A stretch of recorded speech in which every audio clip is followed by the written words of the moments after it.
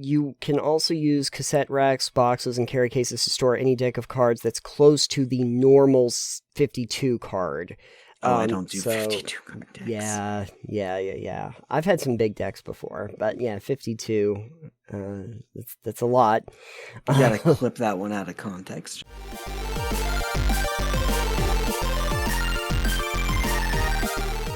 On the last episode, we looked at some pretty bad life hacks that were apparently gaming related.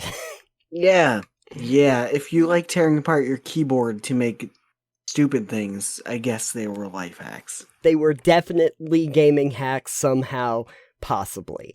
But I did actually run across something that I think might be a little bit more pertinent.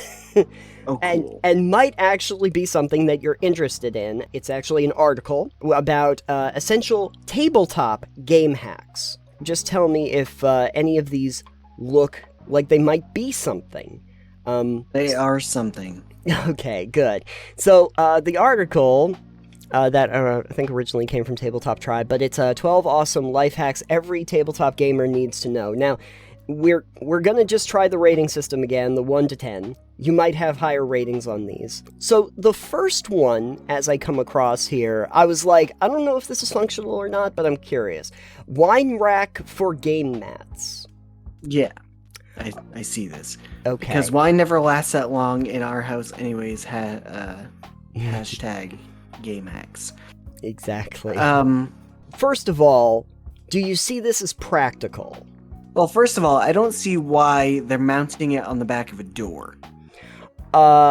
Because why wouldn't you put your maps on the back of a door? Because if you're using it as a wine rack, yeah. The issue with it being on a door is that there's nothing on either side of these wine things, and the door moves, so things are gonna slide out if you open the door too fast. Yeah. Let's assume though that maybe that first picture is a little bit more indicative. Maybe Sure. It's just mounted on a wall somewhere. Maybe it's in your gaming studio or something like that. I guess it would be fine. I don't see why you couldn't use it. I guess it's practical. It's if you have a wine rack you're not using for wine, why not use it for the game, racks, maps, and stuff. See, the only thing I'm thinking about it is, you make a good point. If you have one, I can see this being useful, but I don't necessarily think it makes sense to go out and buy one, because I think the wine racks are probably going to be more expensive than the options you would have otherwise. Sure. Or you could even just use something like this. Just put them in something like that, Yeah. Or get a cardboard box and section it. You could get a cardboard box they sell the wine in from the liquor store.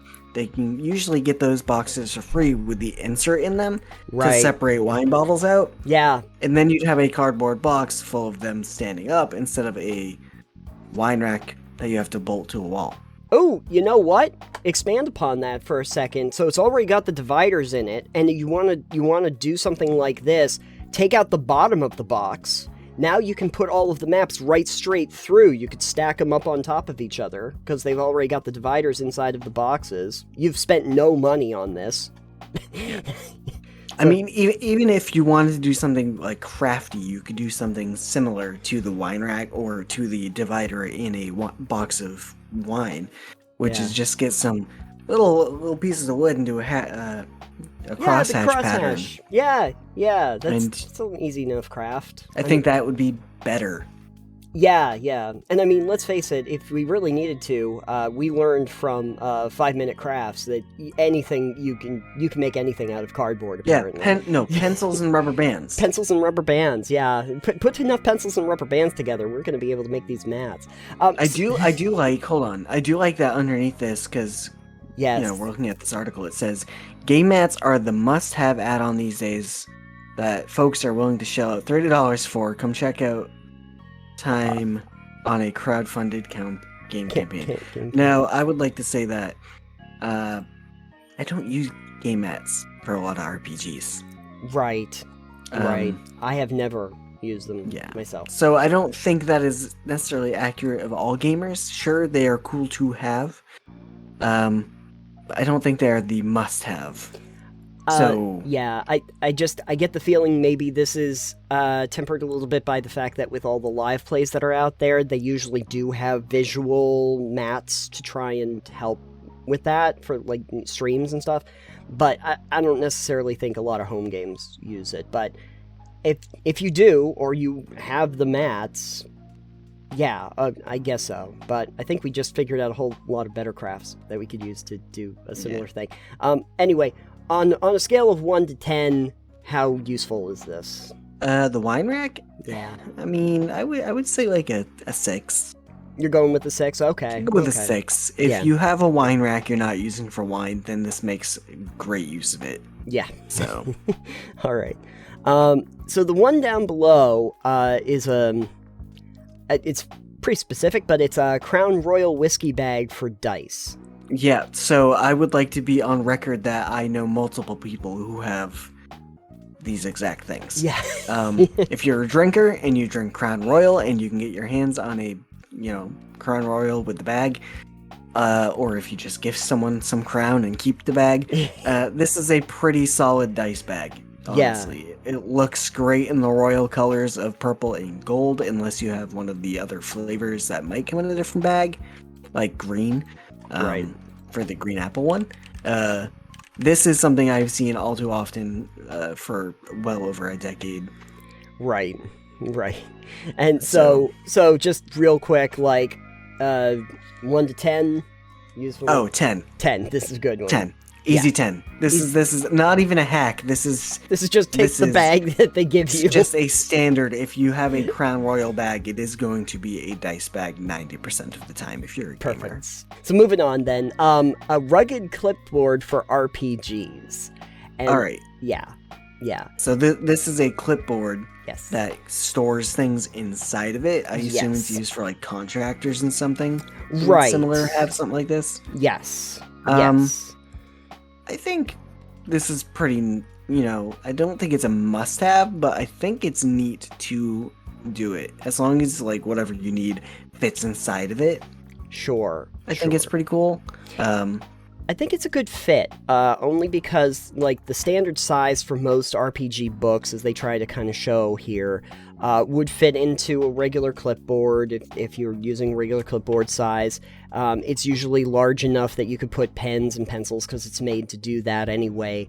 And then on the front, you actually have like an actual clipboard so that you can put your character sheet or whatever on it. It makes sense. I don't necessarily know if it's necessarily a hack. It's just a repurposed product that becomes a multitasker. I mean, same with the dice bag. Yeah, or the wine rack. Repurposing a product. These aren't hacks. These are repurposing products. I guess. Yeah. That makes sense. Recycled for tabletop gaming. In general, would you use a clipboard like this? I mean, I usually have like books on a table. I don't know if my a D&D book would fit in that, itself. Oh, sure. But here's a great business opportunity. Anyone who wants to design clipboards like this, utility clipboards that can fit a player's handbook from D&D plus dice and extra character sheet slots like a pocket. Probably got a good business venture there. You can make some good tabletop accessories. Yeah. Get all the dividers in there and stuff. Yeah, you can make some bank. It probably exists somewhere and we just don't know about it. Sure. But 1 to 10. I would say like an 8. This is pretty handy. It looks pretty organized. If you don't have the ability to just make this on your own, this is probably fairly useful. Okay. This next one I actually kind of like just because it feels like this is one of those things people are trying to repurpose, but an LP case for rugged game transport. I say that because I'm like, I don't know a lot of people that have to carry around LPs anymore, so... Yeah. But the case that they have here is really nice. I probably automatically think about putting, like, other things like games into this. The issue I have with this is you would need to have games that I don't know how many games like physically dimension-wise fit inside this, not like the number of games, but like game boxes that fit in this. So it's situational. If you have games that can fit into this box, then that makes sense. If you don't have a game set from the box, it would not make sense. Flip side, repurposing products. This box up here is actually a wine box. Yes.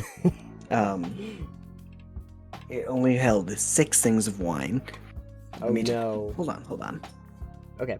We're doing show and Things. tell since we're repurposing.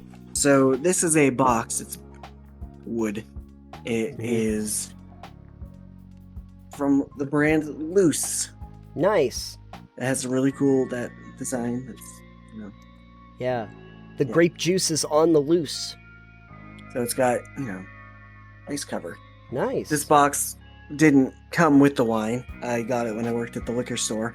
This box would have been thrown away otherwise. Ah. So I had a friend that I worked who did a little bit of woodworking, and he made me a nice tray. Nice. And I use this because it's deep. Oh, yeah. I use this for holding my Warhammer paints. Very nice. Look at that. So it drops off. So this is like my repurpose a product and make it used for something else. While we're talking about it.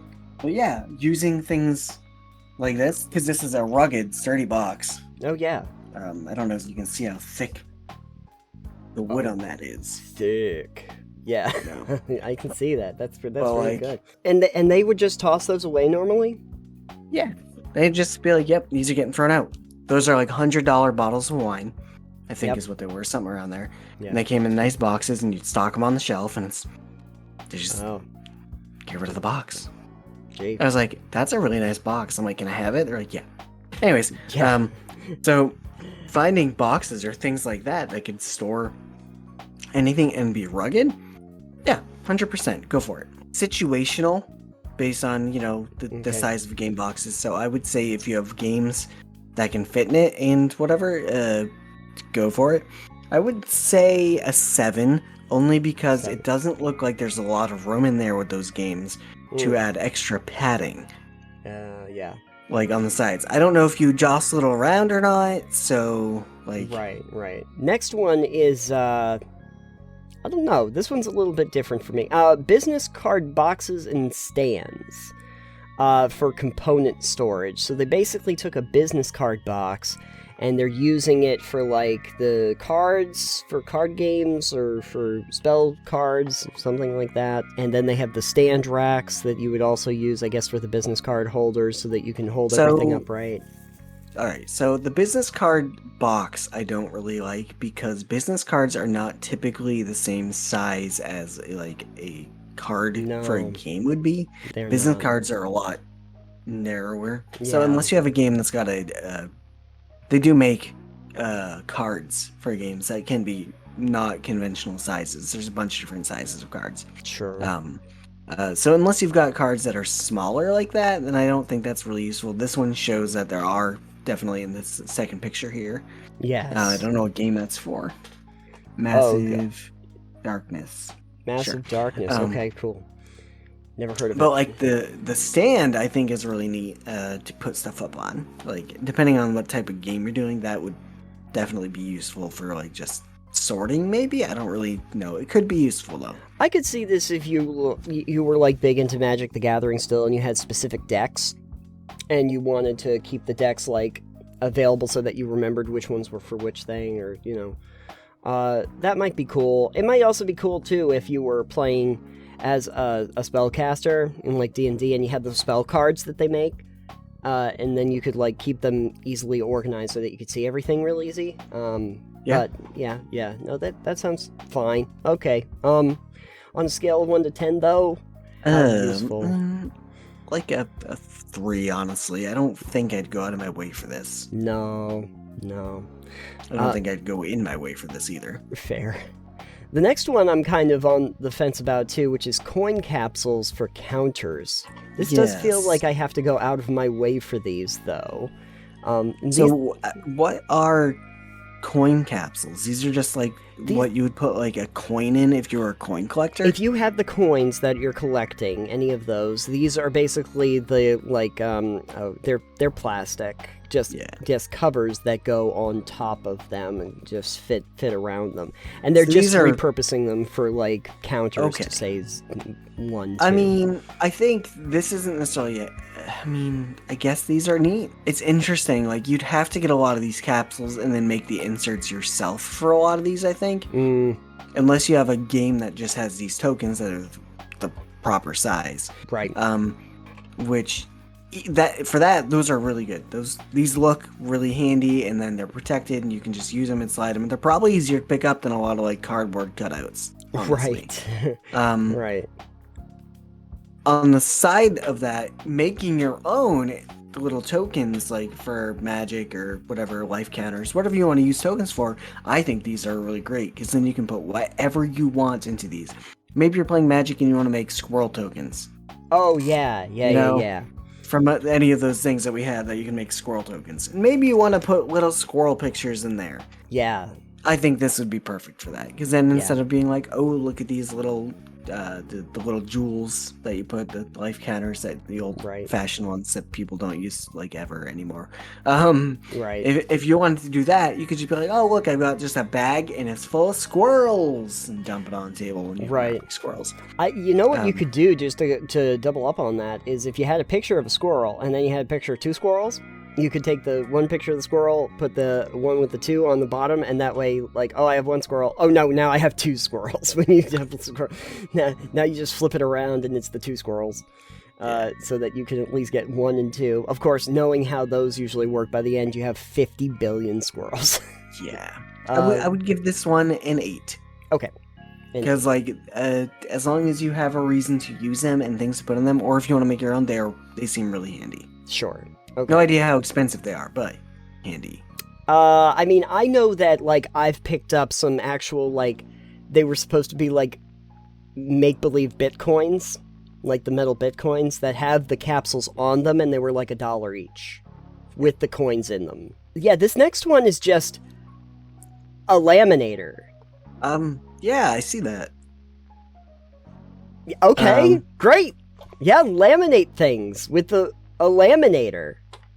Yeah, I mean, I guess. Sure, why not? I don't see anything wrong with it. Like, if you're the kind of person who would like to laminate your character sheets, or maybe you deconstruct your books and put your pages in laminate, or maybe you want to make a quick rule guide for your players, but you don't want it to get destroyed, so you don't have to reprint a new one. Or maybe you want something you can draw on. Right. You know? Right. This could be very useful. Sure. I don't think I've ever thought about using a laminator for gaming, but I mean, if you've got it, why not? Yeah, use it. And like they're saying that they're fairly cheap, and yeah, I think that they are, and the pouches are not all that expensive. You could probably get away with it for like, I don't know, $30 or something for like a handful of laminator sheets and the unit. $35, you know, sure. Yeah. All right. Sure. I don't know what you'd rate that. I'll go with a 7. 7. It's handy if you got one, or if you just need it for other things. It's multi-purpose. You could use it for home or gaming, I guess. Sure. I mean, at this point, never really thought about it, but at this point, we're just rating if laminators are a good idea or not. But yeah, okay, let's go for it. Laminators are great. Laminate me a haiku.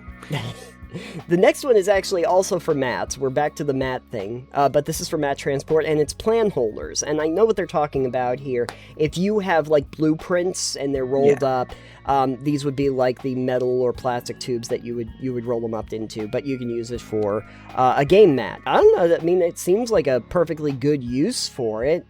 Sure. You could also get a shipping container for posters. Yes. Yeah. Which are probably cheaper.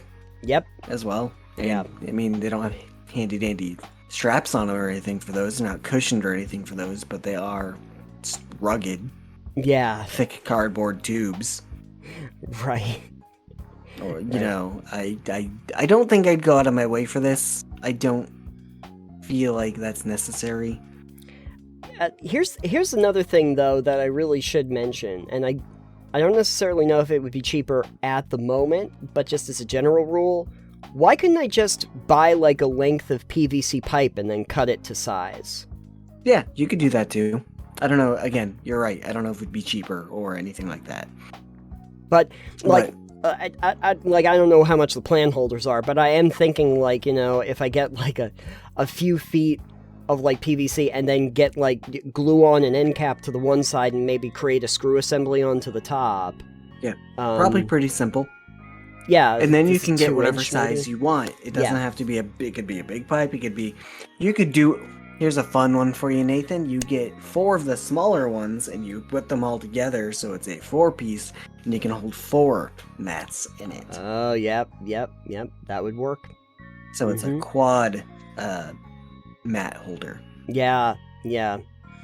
So there you go. Those are some other options. The other thing too is that if you do something with PVC, you don't necessarily need to have it rated for anything. It just needs to be PVC. It could be doesn't have to be like a Schedule 40 or something that they use for construction.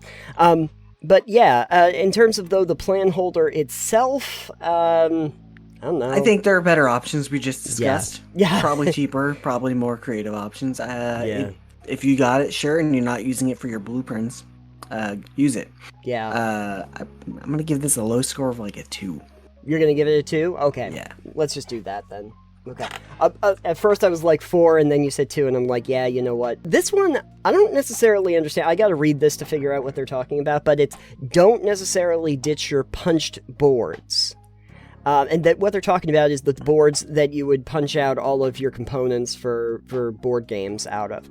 It says, when punching counters for a game, we usually discard the remaining cardboard after posting a picture of it on social media to trigger the highly strung with, what did I just punch? However, you might want to hang on to those used punch boards, and rather than wave them around on the internet, stack them neatly under the insert in the game box instead. Most games are packed to the brim with the punch cards taken into account, so if you want your insert flux into the box lid to stop components swirling around inside when you store your game vertically, i.e. correctly, the used boards under the insert will restore the status quo. Basically, they're talking about just getting box filler by not throwing away the punch cards. Yeah, okay, so I guess that's fair. Boxes are typically going to be like this size if they're a big box. Right. And a lot of it will be the filler, and if you punch all the things out, they'll take up a lot of space. So if you want to keep it filled, then sure, why not? If you'd rather put something like foam in there, that might be a better buffer, then you could do that too, but these are already cut out to the box, dimensions. Right. So that makes a lot of sense, honestly. The only thing that I can see is, what if I put all of these punched out pieces and I lay them into the bottom, and then my components start falling through the little gaps in the component piece? You should be putting your components in like a bag or something. Yeah, you gotta, that's the one warning sign. Make sure you do that. Or you get a topper that you cut on to that's just no holes in it. Yeah. It's just the right size, so nothing falls through. All right. I would give this a 10. First of all, it doesn't cost you anything extra. No, you just don't toss stuff away. And second of all, it is already like you take the game out, you punch the things out, you put these back in. Yeah. So like the effort of doing this, there's minimal effort, no cost aside from the game itself. So 10. In some ways, there's less effort doing this than if you were to toss them away. Yeah, you got to take the trash out. Right, there's this is negative effort. Yes, it's negative effort. That's so always solid good. 10, 11 out of 10 actually. Yeah, because we don't have to toss things away, so that's good. This next one actually might be more pertinent for the wargamers out there, but it's fishing tackle boxes or bags for unboxed game transport. Yeah, so now I just showed you this box up here. 1 second. Oh god. I would like to say that yes, this is a very helpful, not even a game hack, it is a just very useful thing, because this is for tackle. Yeah.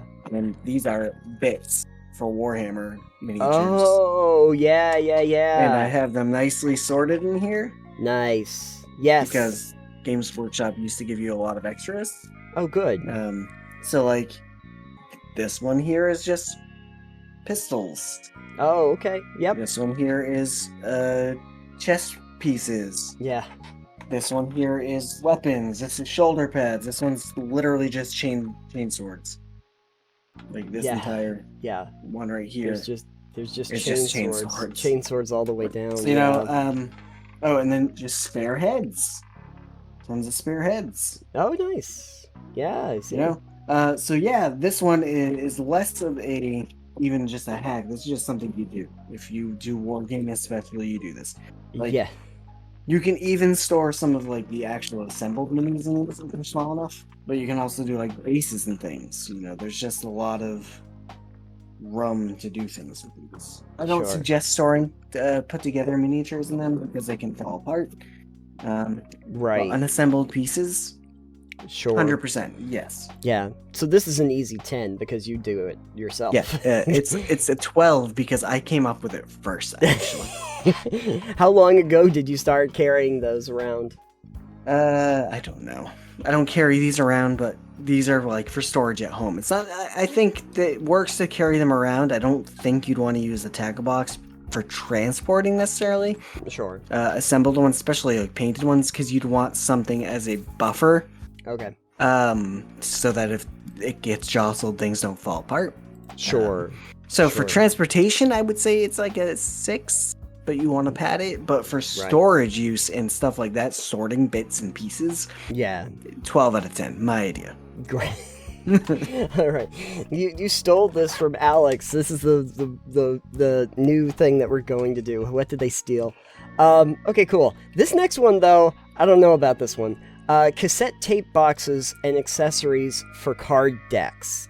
The cassette cases themselves, like even in the graphic, makes me think that this might not be a bad idea because there's got the 2 posts that like stick up out of the middle of it.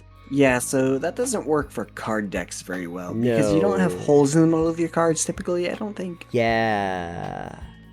So that one might not work unless you've got smaller and you just want these to like push them down further. But I think I'm gonna puncture some cards. Now the one they give you down below. Maybe if you cut the nubs off, but I don't know how pliable that plastic is. Yeah, I think you're pretty much just gonna wreck the case. Maybe if they have It does say further down, you'll need to snip off the pins in that slots into the cassette spools, or just buy some that don't have them. But once that's done, they make a great alternative. Yeah, I mean, they do have ones that don't have the spindle holders in them, and those would be more useful. You can get a box that's made for a deck of cards. It's like Magic cards that come in pre-constructed decks come in boxes. Right. Or they sell, because, you know, if you have to buy the cassette deck, then you might as well just buy a deck box. Right. You know. Yeah, they actually show one of the little deck boxes down below, and these at least, you know, look pretty nice. Like, I want to actually go to a game night with something like this nice little box that they have. It's all wood and leather and stuff. It looks very nice. That's neat. I think if you've got a bunch of like decks that would fit in that, go for it. Yeah, 100%. They look a little small for a standard like Magic deck. Well, it does mention that, like, you can also use cassette racks, boxes, and carry cases to store any deck of cards that's close to the normal 52 card. I don't do 52 card decks. Yeah. I've had some big decks before, but yeah, 52, that's a lot.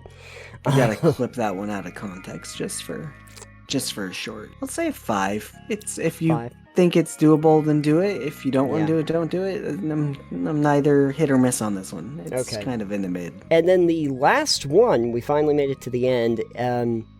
Budget pool table as a gaming table. Yeah. Okay. How budget are we talking?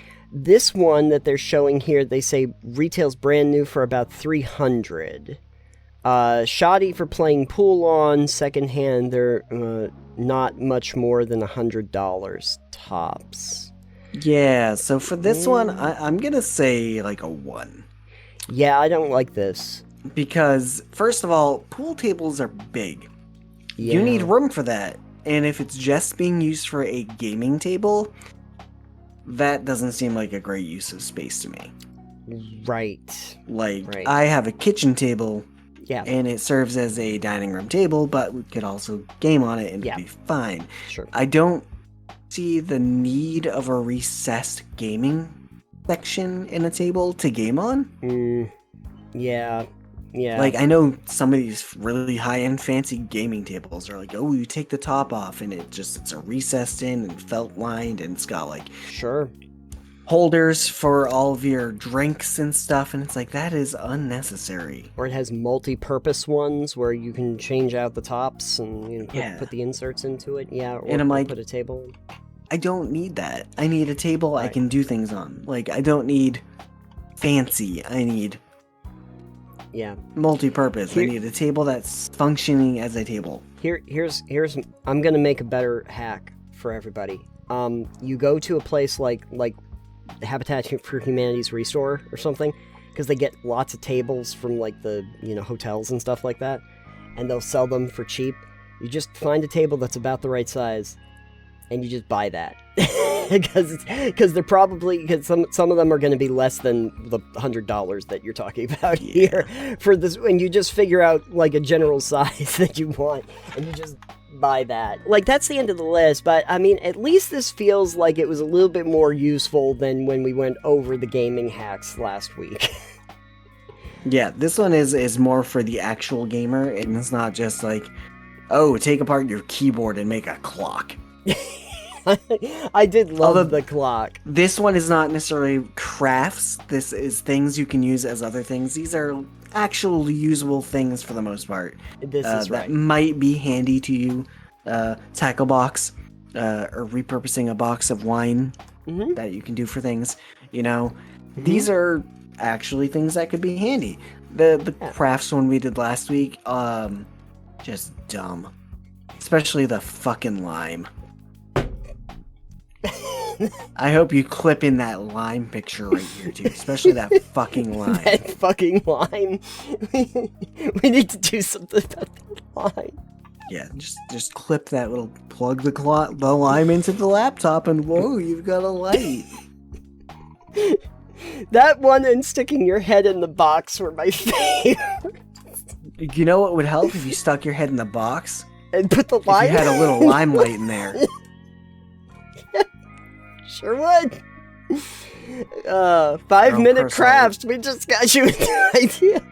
Your own personal lime disco ball. Oh, that's excellent. It's the opposite of sensory deprivation. Yeah, because you're getting lime scent and light at the same time. Oh, yeah. It's a citrus overload. Anyway, did any of these lovely tabletop hacks work for you? Have you tried any of them, or do you have a better version that you'd like to tell us about? Yes, I already did. Yes. But you're not talking to me. No, I'm not talking to you. I'm talking to everybody listening. But you already know how else feels, so just let us know if there's something else we missed.